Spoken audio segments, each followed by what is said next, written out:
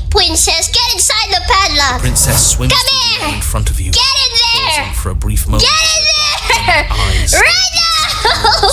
Get in there.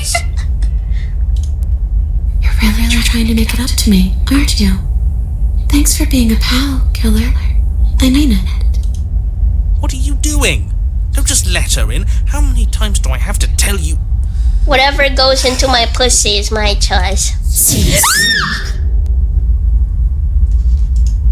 She rushes forward and then she's gone. A sharp chill spreads across your body. It starts in your chest, a freezing numbness flowing out from your heart, all the way down your limbs, your mind growing cloudy and confused as it settles over your very soul. I'm not sure I like this. Can we get a do-over? I'm afraid it's too late to stop now. The numbness gives way to a stabbing pain. She's ripping my pussy apart. More waves of agony to ripple across your body.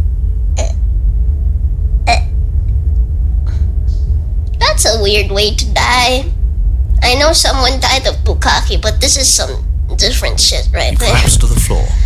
Everything goes dark.